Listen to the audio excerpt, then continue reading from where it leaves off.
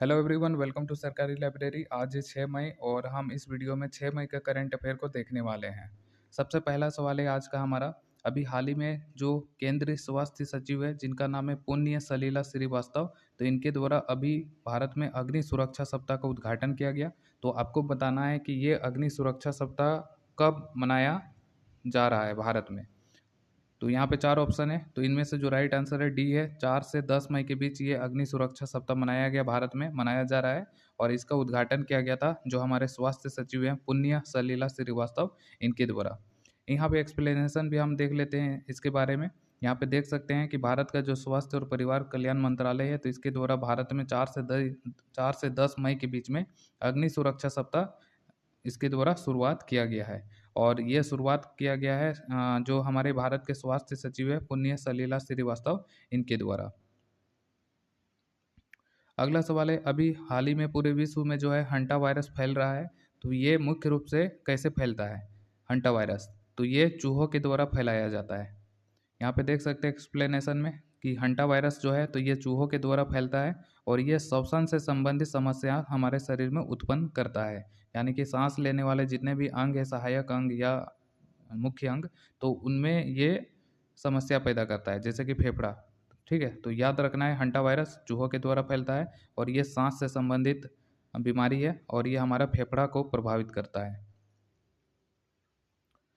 अगला है, विश्व अस्थमा दिवस कब मनाया जाता है और इसका थीम वर्ष 2026 का क्या है? ठीक है, तो विश्व अस्थमा दिवस पूरे विश्व में 5 मई को मनाया जाता है और इस वर्ष 2026 का जो थीम रखा गया है, तो ये रखा गया है अस्थमा से पीड़ित सभी लोगों के लिए एंटी इन्फ्लेमेटरी इन्हेलर। तो ये इसका थीम रखा गया है। यहाँ पे इसका एक्सप्लेनेशन भी देख सकते हैं कि विश्व अस्थमा दिवस ये 5 मई को मनाया जाता है पूरे दुनिया भर में और हाल ही में 2026 के लिए थीम का घोषणा किया गया है। गीना एक संस्था है, global initiative for asthma, short में गीना, तो इसी के द्वारा 2026 का थीम घोषित किया गया है अस्थमा से पीड़ित सभी लोगों के लिए एंटी इन्फ्लेमेटरी इन्हेलर तक पहुंच। ये इसका वर्ष 2026 का थीम रखा गया है। अब यहाँ पे बात आ गया है मई महीना का, तो मई महीना का जितना भी इम्पोर्टेंट डे है तो उनको हम एक नज़र में देख लेते हैं।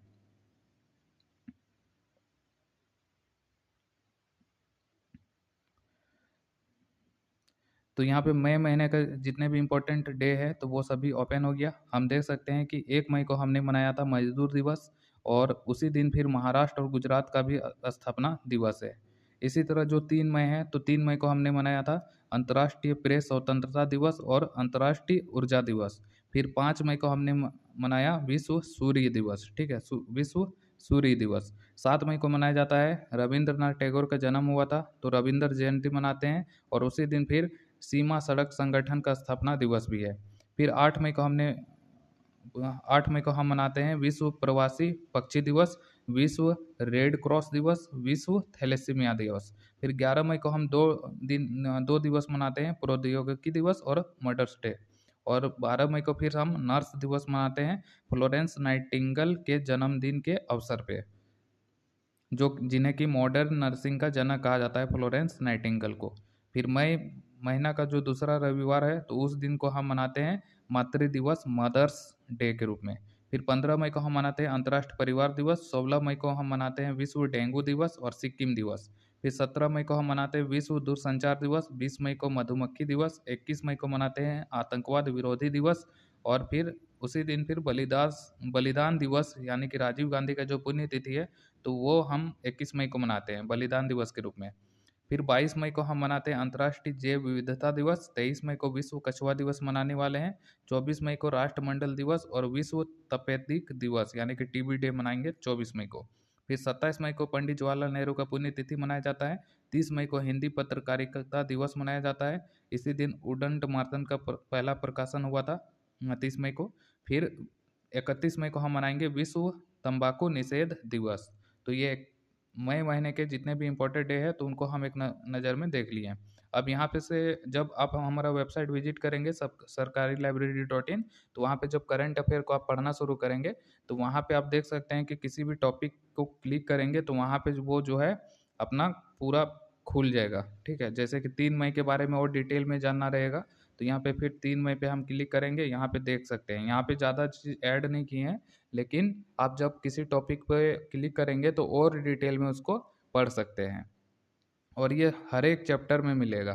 ठीक है, तो आज ही जो हमारा वेबसाइट है या ऐप है उसको डाउनलोड कर सकते हैं, sarkari-library.in को। तो हम करंट अफेयर के टॉपिक जो है हमारा आज का, तो उस पर हम लौटते हैं।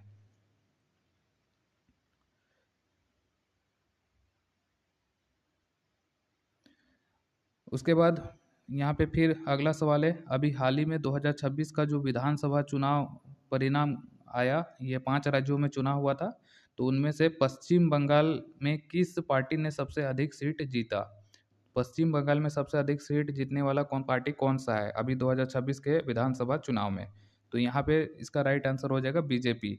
अब ये जो है मोस्ट इम्पॉर्टेंट है, इसका एक्सप्लेनेशन हम समझ लेते हैं पूरा डिटेल में। अभी देखिए कहाँ कहाँ पे चुनाव हुआ।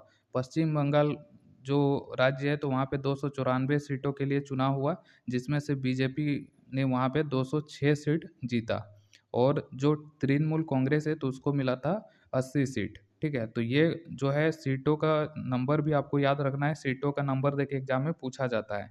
फिर कांग्रेस को मिला था 2 सीट। ठीक है, तो जो मतलब तीन पार्टी है, तो उनका जो संख्या है, उनके द्वारा जो भी संख्या जीता गया है, तो वो आपको याद रखना है। तो यहाँ पे याद रखना है कि पश्चिम बंगाल में 294 सीट है विधानसभा में, जिसमें से बीजेपी ने जीता 206, और तृणमूल कांग्रेस एटक जिसे कहा जाता है, इसने जीता 80, और कांग्रेस ने जीता 2 सीट। और इसको ऐसे भी सवाल बनाया जा सकता है कि आपको दे देगा कि स्टैटिक जी के रूप में, कि एटक जो है तो ये किस राज्य का क्षेत्रीय पार्टी है। अब एटक शॉर्ट में है, लेकिन आपको पता होना चाहिए कि एटक का पूरा नाम क्या है, ऑल इंडिया तृणमूल कांग्रेस। तो एटक पश्चिम बंगाल का एक क्षेत्रीय पार्टी है, ममता बनर्जी। ठीक है, तो ये याद रखना है। इसी तरह पे यहाँ पे देख सकते हैं कि जो तमिलनाडु है, तो तमिलनाडु में भी चुनाव हुआ 234 सीट के लिए, और इसमें से TVK यानी कि तमिलगा वेत्री कजागम, ये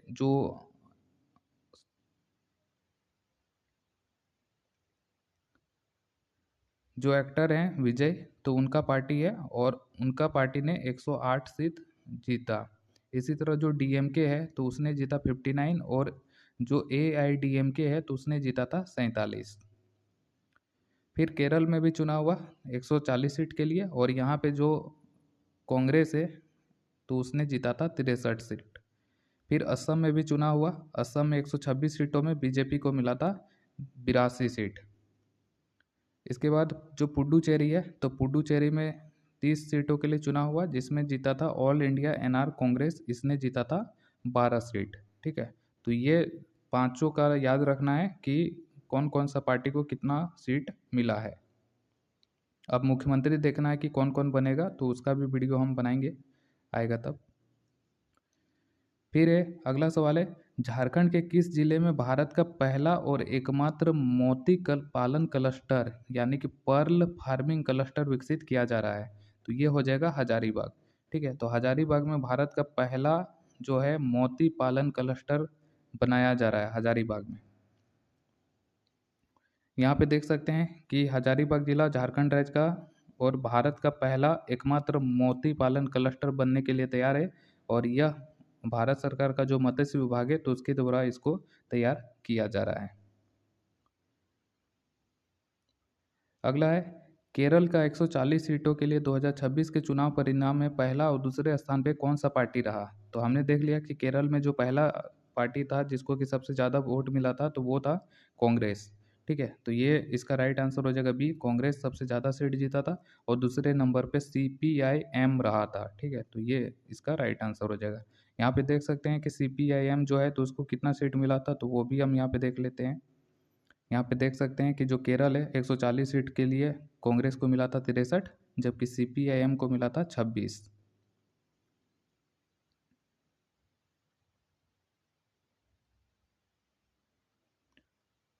अगला सवाल है, अभी हाल ही में एक संस्था है या इंस्टीट्यूट कहिए, रिपोर्टर विदाउट बॉर्डर, तो इसके द्वारा 2026 का विश्व प्रेस स्वतंत्रता सूचकांक जारी किया गया, जिसमें भारत का स्थान आपसे पूछा गया है कि भारत कितने नंबर पे रहा था।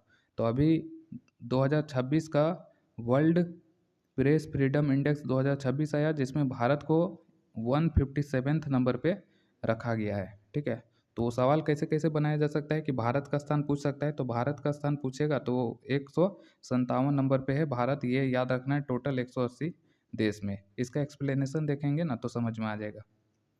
यहाँ पे देख सकते हैं कि रिपोर्टर विदाउट बॉर्डर के द्वारा 2026 का विश्व प्रेस स्वतंत्रता सूचकांक जारी किया गया, टोटल 180 देशों के लिए। भारत रहा इसमें 157 नंबर पे रहा था भारत, और पहले नंबर पे रहा था नॉर्वे, दूसरे नंबर पे नीदरलैंड रहा, और तीसरे नंबर पे एस्टोनिया नामक देश रहा था यूरोप का।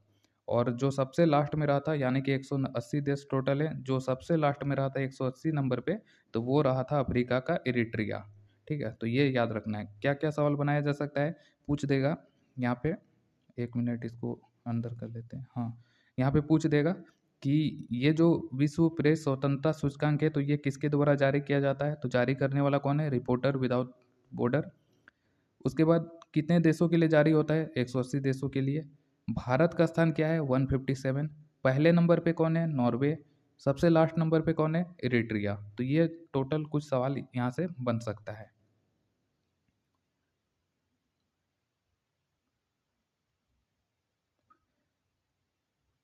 अगला है बायोकॉन का भविष्य का उत्तराधिकारी के रूप में किसे नामित किया गया है।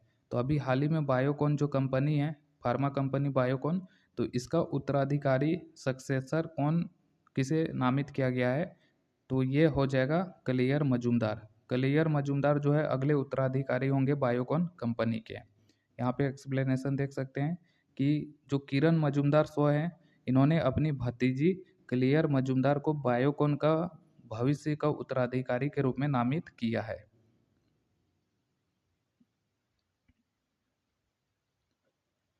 उसके बाद जो पुडुचेरी केंद्र शासित प्रदेश है, तो वहाँ पे 30 सीटों के लिए 2026 का चुनाव हुआ, जिसमें सबसे बड़ी पार्टी कौन सा रहा है।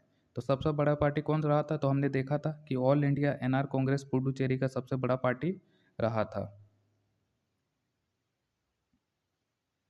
अगला है वित्त वर्ष 2026 में भारत का शुद्ध प्रत्यक्ष कर संग्रह कितना रहा है। तो 2026 में भारत का शुद्ध प्रत्यक्ष कर संग्रह कितना रहा, तो ये रहा 23.40 ट्रिलियन से अधिक रहा था। ठीक है, तो ये इसका राइट आंसर हो जाएगा, 23.40 ट्रिलियन भारत का टोटल डायरेक्ट टैक्स कलेक्शन रहा है वित्त वर्ष 2026 में।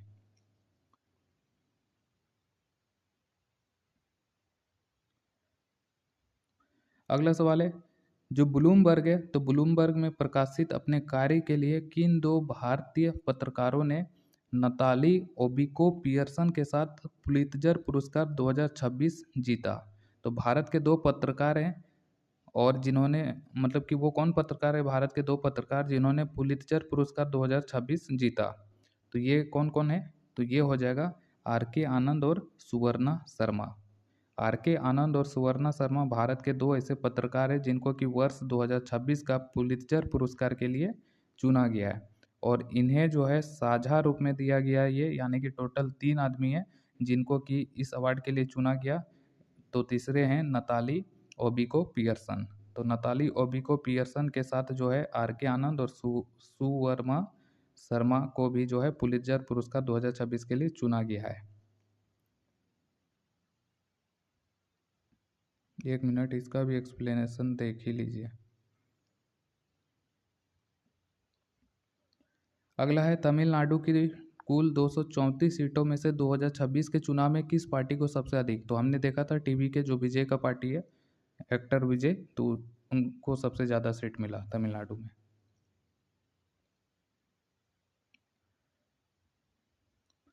अगला सवाल है, भारतीय रिजर्व बैंक यानी कि आरबीआई का डिप्टी गवर्नर के रूप में किसने पदभार ग्रहण किया। तो ये आरबीआई के डिप्टी गवर्नर कौन बन गए हैं, तो ये हो जाएगा रोहित जैन।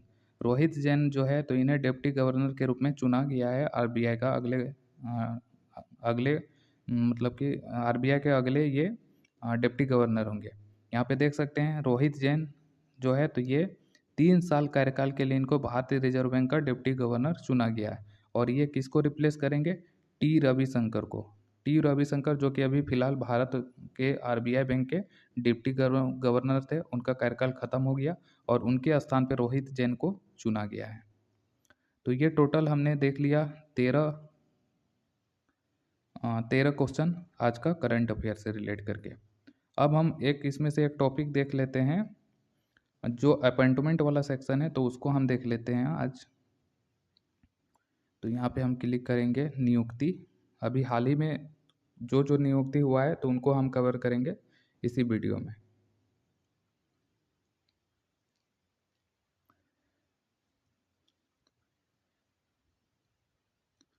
तो यहाँ पे देख सकते हैं कि फरवरी 2026 में जो भी इम्पोर्टेंट नियुक्ति हुआ तो उनको सबसे पहले हम कवर करेंगे। सबसे पहले देख लीजिए जो निधि छबर है, तो ये नीति आयोग का मुख्य कार्यकारी अधिकारी के रूप में इनको अतिरिक्त प्रभार सौंपा गया था और ये सौंपा गया BVR सुब्रमण्यम, जो नीति आयोग के CEO थे, तो उनका कार्यकाल समाप्त हो गया और इसी के कारण से उनका स्थान पर निधि छबर को चुना गया है। इसी तरह नीदरलैंड के प्रधानमंत्री कौन बने, तो नीदरलैंड के प्रधानमंत्री बन गए हैं रॉब जेटेन। बांग्लादेश के प्रधानमंत्री कौन बने, तारिक रहमान, और ये उन्हें शपथ दिलाया गया था। बांग्लादेश के जो राष्ट्रपति हैं मोहम्मद शहाबुद्दीन, तो उनके द्वारा शपथ दिलाया गया था तारिक रहमान को। इसी तरह एक IAS अधिकारी है भारत के रोहित कुमार सिंह, तो इन्हें US India strategic partnership forum की वैश्विक मूल्य श्रृंखला समिति का अध्यक्ष चुना गया था। फिर अरविंद केसी, जिसे कि ओपन AI का चीफ पीपल ऑफिसर के रूप में चुना गया था और इन्होंने जूलिया विलाग्रा का स्थान लिया था। जापान की पहली महिला प्रधानमंत्री बनी है सनाए तकाइची, जो कि मोस्ट इम्पोर्टेंट है कि जापान की पहली महिला प्रधानमंत्री पूछ देगा एग्जाम में, तो ये है सनाए तकाइची और ये लिबरल डेमोक्रेटिक पार्टी से है। इसी तरह भाजपा के जो विधायक है युमनाम खेमचंद सिंह, तो ये मणिपुर के मुख्यमंत्री बने हैं फरवरी महीने में। फिर डिजी लॉकर नियामक ढांचे के सामंजस्य के लिए मेटी द्वारा एक उच्च स्तरीय समिति का गठन किया गया था, जिसका अध्यक्ष बनाया गया था अजय साहनी को। तो ये फरवरी महीने के कुछ इंपॉर्टेंट अपॉइंटमेंट थे जिनको कि हमने इसी वीडियो में देख लिया।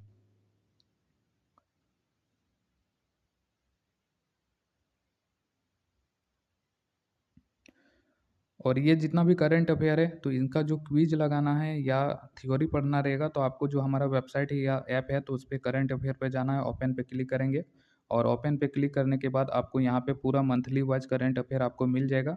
मंथली वाइज यहाँ पे देख सकते हैं अप्रैल 2026 तक का अपडेट है, अभी मई चल रहा है तो मई का भी यहाँ पे अपडेट किया जाएगा। और इसी के अलावा जो है कुछ यहाँ पे जैसे कि ये सब भी हमने अलग कर दिया है मंथ के अलावा। जैसे पुस्तक एग्जाम में खूब पूछा जाता है, तो जितना भी एक साल का पुस्तक रिलीज किया गया है उनका नाम, उनका लेखक का नाम और उनके विमोचनकर्ता का नाम, वो सब मिल जाएगा। मंथली वाइज नियुक्ति जो इम्पोर्टेंट है वो है। फिर कौन कौन सा सम्मेलन हुआ वो है, कौन से महीने में कौन फेमस व्यक्ति का निधन हो गया, तो उसे रिलेट करके एग्जाम में पूछा जाता है। तो इस टाइप से जो है कैटेगरी के रूप में भी आपको करंट अफेयर मिल जाएगा। पूरे एक साल का करंट अफेयर है और यहाँ पे क्लिक करेंगे तो आपको क्विज मिल जाएगा, डेली क्विज और पूरे साल का क्विज। यहाँ पे जब यहाँ क्लिक करेंगे डेली करंट अफेयर क्विज, तो वो आज का करंट अफेयर आएगा और यहाँ पे 2026 चूज करेंगे तो ये पूरे मंथली वाइज करंट अफेयर, एक साल का करंट अफेयर आपके सामने ओपन हो जाएगा। जैसे कि यहाँ पे देख सकते हैं ओपन हो रहा है। यहाँ पे देख सकते हैं फरवरी, इसी तरह मई, जनवरी, अप्रैल, ये मंथली वाइज करंट अफेयर आपको मिल जाएगा। तो इस तरह से आप करंट अफेयर वगैरह भी कर सकते हैं हमारा ऐप से तैयारी।